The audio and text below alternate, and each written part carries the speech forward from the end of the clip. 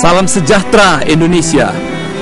Pada akhir tahun ini kita akan merenungkan satu topik yang sangat menarik, yaitu terang yang merangkul kegelapan. Anda tahu mengapa terang merangkul kegelapan? Karena Yesus datang ke dalam dunia. Dia tidak datang dengan senjata, tidak datang dengan kekerasan, tidak datang untuk menindas kita semua yang pendosa. Tapi Yesus datang sebagai terang dalam cinta. Dia datang untuk merangkul. Dia datang untuk menerima kita apa adanya. Firman Tuhan katakan, Allah memberikan anaknya yang tunggal, yang cuma satu-satunya. Tapi Allah mau memberikan karena cinta kasihnya. Pemirsa TV di rumah, terang merangkul kegelapan.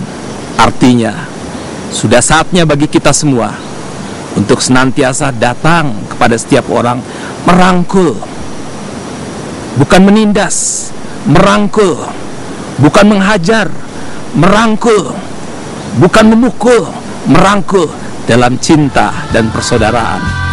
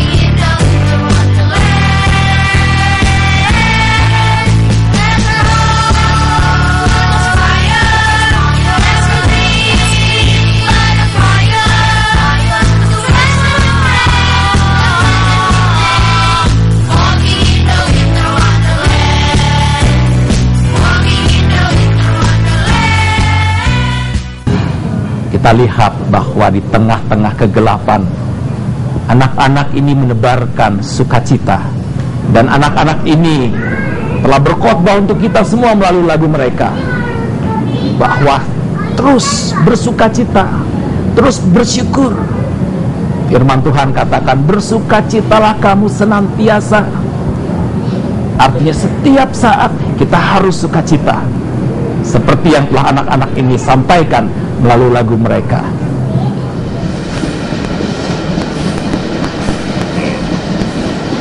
Saudara, kita melihat berapa banyak orang sekarang yang justru hidup di dalam kegelapan.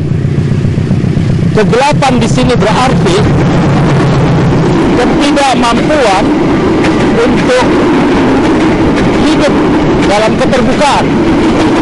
Kegelapan di sini berarti orang yang hidup dalam sekat-sekat primordialisme. Kegelapan di sini adalah kecupetan berpikir. Kegelapan di sini adalah putusnya relasi dengan sesama. Kita membutuhkan orang-orang yang sudah dirangkul oleh terang. Terang itu berarti kemampuan orang untuk melihat mereka yang berbeda sebagai sahabat, sebagai saudara. Mereka yang dirangkul oleh terang adalah mereka yang lebih suka membangun dialog dan persaudaraan daripada konflik dan permusuhan. Mereka yang dirangkul oleh terang adalah mereka yang senantiasa siap bekerja sama dengan siapapun untuk membangun Indonesia, untuk membangun kemanusiaan, untuk membangun kehidupan bersama yang penuh dengan cinta dan persaudaraan. Kalau melihat perbedaan itu sebagai sesuatu yang berbeda dalam tanda petik negatif, tidak akan ada harmoni, selalu konflik gitu. Kamu salah, saya benar. Kamu tersesat, saya yang paling benar. Kamu masuk neraka, saya akan masuk surga. Kamu gelap, saya terang.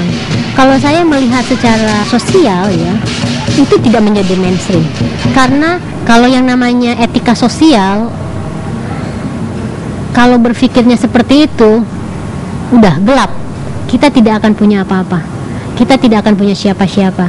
Kita hanya akan berhenti atau cuma tinggal di tempat itu saja. Kita menjadi cupet. Ini memang berat ya, berat dan mungkin perlu waktu yang sangat-sangat panjang. Tapi kita beruntung bahwa kita punya semacam konstitusi yang menjadi pegangan kita, yaitu katakanlah kalau di negara kita itu Pancasila dan Undang-Undang Dasar 45 dengan segala kelemahan dan kekurangannya, tetapi kita masih beruntung bahwa konstitusi kita sangat memegang teguh ya pada kebinekaan itu dan sangat mengagungkan yang namanya human right, hak asasi manusia. Pekerjaan kita untuk selalu mengingatkan, pekerjaan kita untuk selalu memperjuangkan, menegakkan konstitusi itu gitu. Kita masih beruntung bahwa kita mempunyai konstitusi yang bisa kita jadikan sandaran, bisa kita jadikan panduan bersama-sama gitu. Sebagai sebuah nation ya, sebuah bangsa untuk tetap tegak berdiri gitu. Di sekitar kita masih menyaksikan kekerasan terhadap perempuan terjadi di mana-mana. Bahkan sekarang tidak saja kekerasan di dalam rumah tangga, tetapi juga sudah sampai di ranah publik. Kalau kita baca di koran-koran, kita saksikan di liputan berita, pemerkosaan di angkutan umum sudah lazim terjadi. Ini adalah tanda bahwa kegelapan masih ada di sekitar kita. Bahkan proses marginalisasi kepada perempuan dalam berbagai bentuknya pun masih terjadi. Padahal kita sudah masuk di dalam era kemajuan industri dan teknologi. Marginalisasi ekonomi, perdagangan perempuan, kekerasan terhadap buruh migran masih terjadi di mana-mana. Bahkan yang memprihatinkan kita, hukum pun tidak berpihak kepada perempuan. Suara perempuan seringkali tidak didengar, walaupun sudah banyak pihak-pihak yang katanya berjuang demi penegakan keadilan bagi perempuan. Kegelapan juga terjadi ketika kita sebagai perempuan di dalam gereja, kita juga diam, kita tidak bersuara, kita tidak menyatakan keberpihakan kita, bahkan kita melakukan proses pembiaran itu terjadi. Ketika masyarakat pada saat itu senantiasa bersikap diskriminatif kepada kaum perempuan, ketika masyarakat pada saat itu bersikap diskriminatif terhadap orang Samaria, ketika masyarakat hidup dalam keterpecahan dan keterpilahan dengan mereka yang berbeda agama maupun suku bangsa, Yesus tampil beda. Dia tampil membuka diri pada siapapun dan melayani siapapun. Dia tahu kehadiran dia di dunia ini untuk menjalin relasi yang penuh cinta dengan siapapun. Spiritualitas Yesus adalah spiritualitas kemanusiaan. Hidup Yesus adalah hidup yang dipersembahkan bagi kemanusiaan. Disitulah Yesus menghayati panggilannya. Sejauh ini memang sudah ada komitmen gereja-gereja untuk menyatakan keberpihakan atau anti diskriminasi. Misalnya gerakan-gerakan dekade Overcome Violence. Tetapi kita melihat bahwa itu tidak sepenuhnya efektif. Mungkin karena gerakan ini pun dalam banyak hal masih menjadi gerakan elitis dan belum mengakar sebagai bagian dalam program integral gereja-gereja, khususnya gereja-gereja di tingkat lokal. Kita mau masuk di dalam terang itu, kita harus mau berbuat sesuatu mulai dari jemaat lokal kita. Keberpihakan kita, anti diskriminasi itu, gerakan anti kekerasan melalui program-program nyata, tindakan-tindakan nyata yang kita mulai dari keluarga kita, dari lingkungan pelayanan kita, dari gereja kita, di lingkungan masyarakat kita.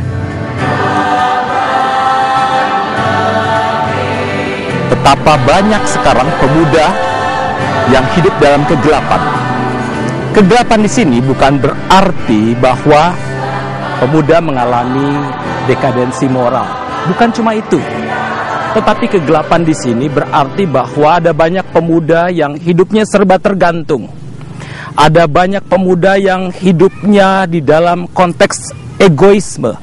Ada banyak pemuda yang tidak memiliki kemampuan untuk melakukan inovasi baik di tengah masyarakat, termasuk juga di dalam gereja. Ada banyak pemuda yang berpikir bahwa kemajuan dia itu tergantung pada orang lain.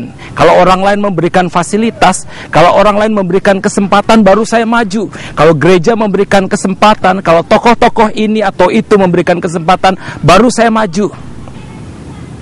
Pemuda yang seperti itu adalah pemuda yang hidup dalam kegelapan. Pemuda saat ini bicara politik susah, bicara agama nggak mau, bicara ekonomi bingung, gitu ya. Nah ini konteksnya pemuda saat ini, karena udah dari awal lumpuh, diberi fantasi baru tentang hidup enak, tapi lupa bagaimana mendapatkannya, yaitu kerja kerasnya hilang, maunya enak aja gitu. Pemuda di sini, dia dalam situasi ini dia. Problemnya ialah kadang gereja nggak peka dengan situasi psikologis atau gerak tubuh dari pemuda-pemudi, dan seringkali menganggap bahwa oh ini bertentangan dengan peraturan umum gereja, bertentangan dengan ini, jadi akhirnya nggak boleh gitu ya. Padahal di balik itu ada substansi sebetulnya yang harus ditangkap, tapi gereja seringkali gagal, sehingga susah gereja menjadi sarana atau katakanlah wadah atau inkubator untuk menampilkan atau melahirkan generasi-generasi muda yang peka. Sulit, tetapi bukan berarti nggak ada harapan.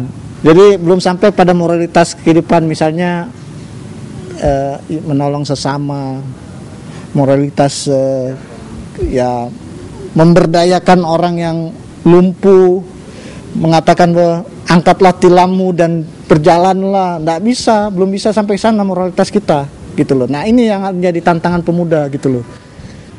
Pemuda yang dirangkul oleh terang sebaliknya adalah pemuda yang tahu bahwa dia memiliki kemandirian. Pemuda yang meskipun tidak mendapatkan kesempatan dari